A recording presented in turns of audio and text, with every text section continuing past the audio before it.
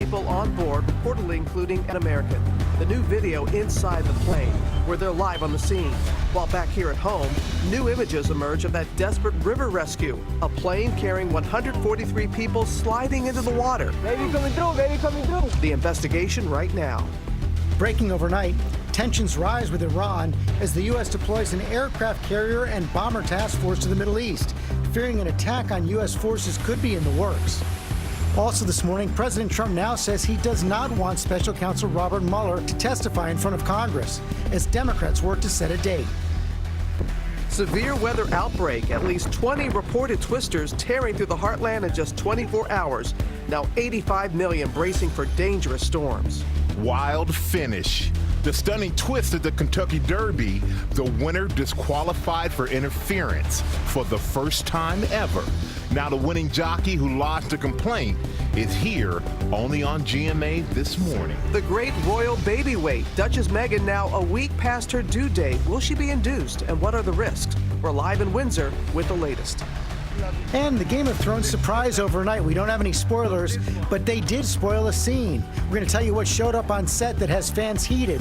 Is trouble brewing in Westeros? Live in Times Square, this is Good Morning America.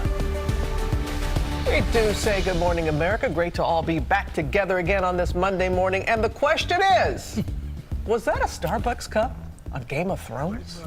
It's a big debate. It's raging online. Looks like a grande mocha latte to me, personally. So Michael has decided right there. We are going to begin, though, with those two terrifying plane accidents. First one in Florida, saw that plane skid onto the runway into a river. Thank goodness, no significant injuries. That wasn't, unfortunately, the case in Russia. A jet bursting into flames there. Our team is on the scene of both incidents. Dan Harris starts us off covering that deadly crash in Moscow. Good morning, Dan. Robin, good morning to you from Sheremetyevo Airport, where right now there is an urgent investigation underway to try to figure out what caused this disastrous and lethal crash. This morning, horrifying video of an Aeroflot Superjet carrying nearly 80 people on board careening down the runway during an emergency landing, trailing a massive plume of raging flames and thick black smoke. As we come on the air this morning, 41 dead, 1 American reportedly among them. Surveillance video appears to show the jet bouncing off the ground as it tries to land. Moments later, flames ignite and that trail of fire lighting up the runway. On board, passengers watch in horror as one of the wings is torn apart. The plane dragging the fire across the tarmac as it finally comes to a halt. The survivors barely managing to escape on an exit slide just feet from the flames, frantically moving to safety as the fire sends a thick cloud of black smoke into the air. The plane was traveling from Moscow to the northern city of Murmansk, but was forced to turn back due to quote-unquote technical reasons. Some reports say it was a lightning strike. The aircraft then attempted an emergency landing at Sheremetyevo Airport, at which point it caught fire. Investigators now say they are focused on 3 possible contributing factors: the pilots, the ground crew, and air traffic controllers. The Superjet 100 is a commonly used passenger jet here in Russia, but is shunned by American and European airlines due to parts issues. In 2012, the same model crashed during a promotional flight in Indonesia, killing everyone on board. Back here in Moscow, we're receiving news that makes this whole thing even more horrifying, and that is that there were at least 2 children among the victims. Also this morning, we're hearing from one of the flight attendants who spoke to Russian TV, and she seems to indicate that the incident that caused the plane to make that ill-fated emergency landing was, in fact, a lightning strike. George? Yeah, they're trying to run that down. Okay, Dan, thanks very much. Authorities also investigating this weekend's aviation accident here in the U.S. Charter plane skidded off the runway into a river in Jacksonville. ABC's Victor Akendo is on the scene. And Victor, what's happening with that plane right now?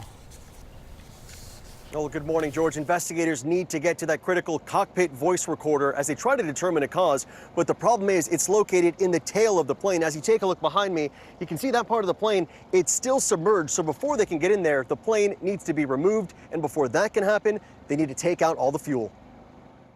I got him right here. This morning, new images of passengers stranded on the wings of a plane in the middle of a storm. Baby coming through, baby coming through.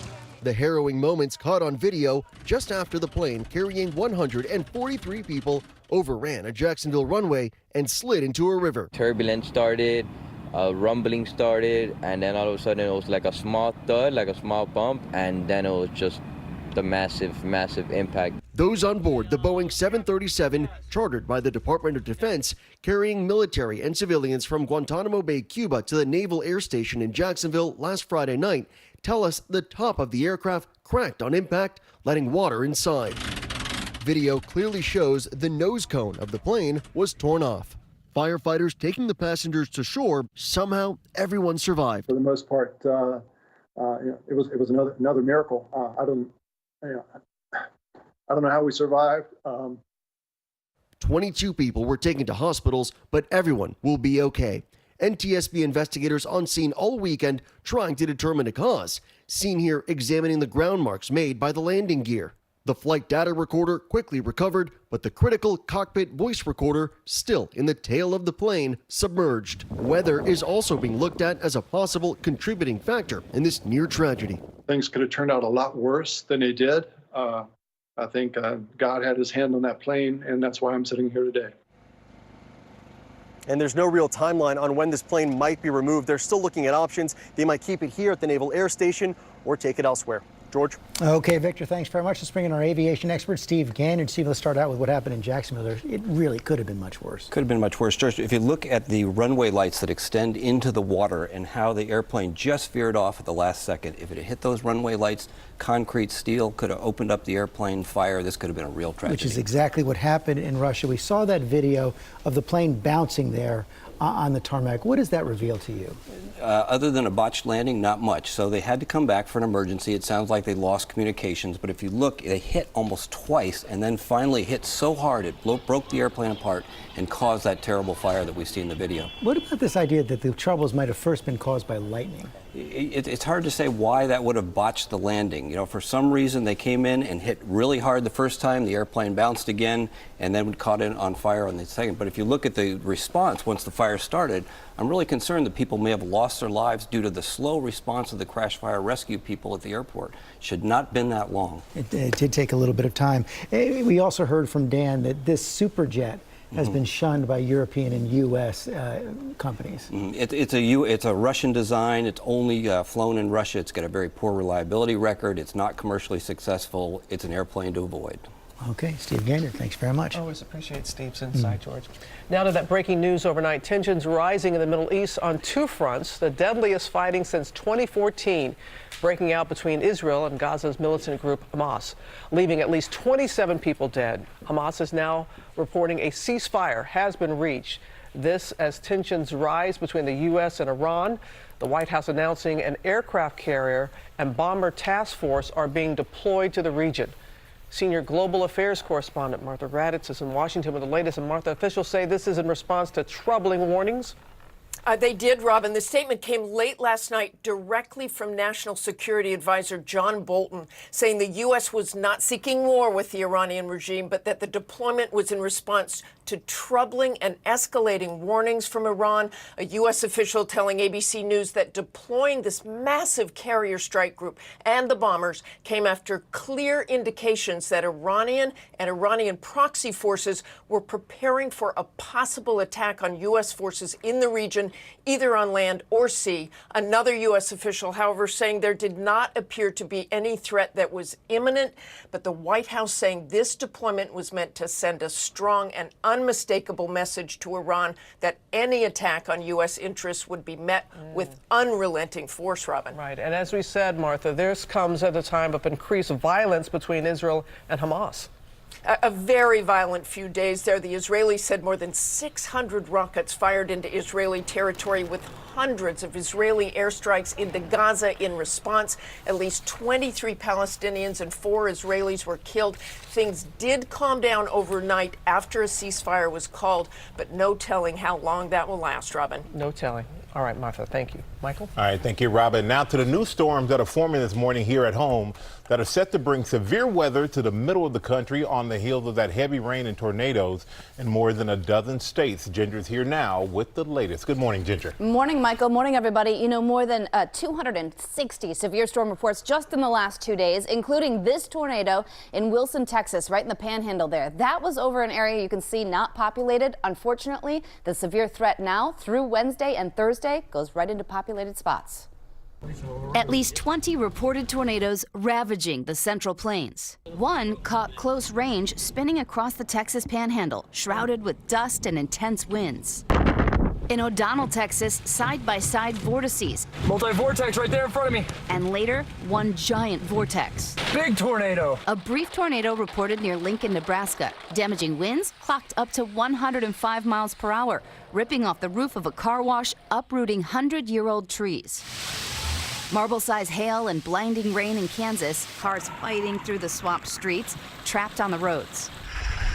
And on the East Coast, a possible tornado in Madeira Beach, Florida, caught on camera, ripping off the door of this screened-in porch and throwing it nearly 100 feet. The scattered debris just barely missing neighbors' cars and homes. I've been in Florida since '78 and lived out here on the water for 20 years. I've never seen it come that fast. Couple of low pressure systems I'm on want to track with you here. We're going to watch the first one, and flash flood watches, by the way, come along with the threat. But the first today will be more of an Oklahoma, Texas, Kansas, all the way to Kansas City. So Overland Park, if you're listening this morning, you've got a threat later this afternoon and evening. But watch this thing slowly torture the plains, then eventually Midwest, even Mid-South. Wednesday, it moves there into all of Oklahoma City. Dallas is included in the enhanced risk. And then even by Thursday, Chicago, say New Buffalo, Michigan, down through Indianapolis, you'll be want to be on alert. George. What a wet spring it's been. Okay, Ginger, thanks very much. To the White House now, where President Trump is reversing course again on the Russia investigation, this time coming out against testimony to Congress by Special Counsel Robert Mueller. I want to bring in our senior White House correspondent, Cecilia Vegan. Cecilia, as recently as Friday, the president hadn't lodged an objection. Just a couple of days ago, George, he said this should be up to the Attorney General William Barr if Mueller decides to testify before Congress. Take a look at his tweet from Sunday. He wrote, quote, Bob Mueller should not testify, no redos for the Dems. So the big question right now is really before Bill Barr. Does he interpret the president's tweet as a direct order to block Mueller from testifying? We could be looking at a really huge showdown here between the White House and Congress if the White House ends up trying to claim executive privilege. Democrats are saying that this is President Trump trying to block and silence Mueller. But up until now, it hasn't just been Democrats calling for Mueller to testify. This weekend, we heard from the top Republican on the House Judiciary who said that Mueller should testify because he is a central figure in all this. And not just him, Lindsey Graham, one of the president's main allies, said that he would essentially like to hear from Mueller if, with a caveat, he feels like Mueller feels like the record needs to be corrected. Democrats are in direct contact with Mueller's team. They would like him to come in by May 15th, just next week, but there's no agreement on a date yet, so we will see. Okay, Cecilia, thanks very much. Also this morning, President Trump's former lawyer and fixer will head to prison. Michael Cohen set to begin his sentence today for his role in paying hush money for Trump, and our chief national affairs correspondent Tom Yamas is outside his building here in New York. Good morning, Tom. George, good morning to you. In the coming hours, maybe sooner, Michael Cohen will come out of his Manhattan apartment building here. You see those gold-gilded doors with the Trump crest on them, and he'll likely host a news conference here. That's why there's all these reporters, producers, and photographers. And then after that, he'll make the 2-hour drive upstate to the Otisville Federal Prison, where he'll spend the next 3 years of his life behind bars. Now, over the weekend, Cohen was spotted in this very neighborhood, going to the barber, going to a coffee shop, and to the luxury store Barney's with his son. Now, sources tell us in a prepared statement today, Cohen is expected to discuss the acceptance of his punishment, but also rage at the Trump administration because the buck in his mind is stopping with the fixer, not the president. Now, Cohen, of course, publicly broke with the president once he said he was willing to take a bullet for him, but later pleading guilty to tax evasion, lying to Congress, making false statements to a bank, and maybe most importantly, campaign finance violations. The president, for his part, has denied any wrongdoing. Now, once he goes to Otisville, he will have some interesting company there in prison, including Mike Sorrentino, a.k.a. the Situation from the Jersey Shore there for tax evasion. And Billy McFarland, you may remember him. He was the host of the failed fire festival that led to fraud charges. Now, Cohen had tried to play the role of whistleblower in hopes of getting a reduced sentence, but that went nowhere with prosecutors. We should mention, though, Michael Cohen played a huge role in the Mueller report and ultimately cooperated with that investigation. George? Prosecutors did say that he made those hush money payments at the direction of President Trump. Okay, Tom, thanks very much. And George, now to a hero's farewell for UNC Charlotte student Riley Howell. Hundreds gathered Sunday to honor the 21-year-old who died tackling the gunman in that campus shooting last week. Sunday's service included full military honors for him, an ROTC cadet who rushed toward the shooter, sacrificing himself to save lives. Howell and the other student, Reed Parlier, were killed. 4 others were injured. Howell's obituary read, "He died the way he lived, putting others first." True hero right there. And now we're going to go to the latest on the measles emergency as the CDC gets ready to release updated numbers today. That quarantined Scientology-owned cruise ship is in Caraco with hundreds of people still forced to stay on board. ABC's Gio Benitez has more. Good morning, Gio. Hey, Michael, good morning. Yeah, that cruise ship with hundreds of passengers and staff on board, still quarantined a week later. Take a look at this, because the Scientology-owned ship arrived in Curacao over the weekend, days after being quarantined in St. Lucia. A case of measles confirmed on board. Health officials boarding the ship checking proof of measles vaccination for the more than 300 people on that ship. They now say they don't think the measles have spread past the one case, but until they're sure, no one will leave that ship. Measles, of course, incredibly contagious. That virus lingering in the air for up to 2 hours after an infectious person has come through. And Michael, it can be very dangerous, needless to say, especially for young babies and, of course, those people with compromised immune systems, Michael. And Gio, more cases have been reported here in the U.S. too.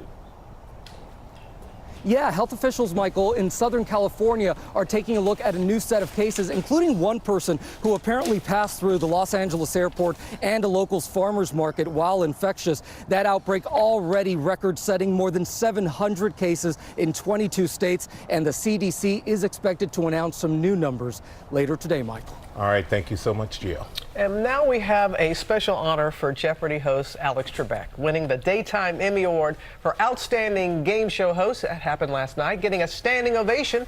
Trebek, who joined us last week to talk about his battle with pancreatic cancer, showed his signature humor and heart again, saying he was concerned he was winning the sympathy vote. But then he remembered he lost last year's Emmy despite having just had surgery for life-threatening brain clots. Maybe I've been worrying about the wrong thing, and I should just do what Sally Field did in a different venue many, many years ago and look at this as a sign that you guys like me and that you value my work. And I'll tell you, if that's the case, I can live with that. Thank you. Thank you.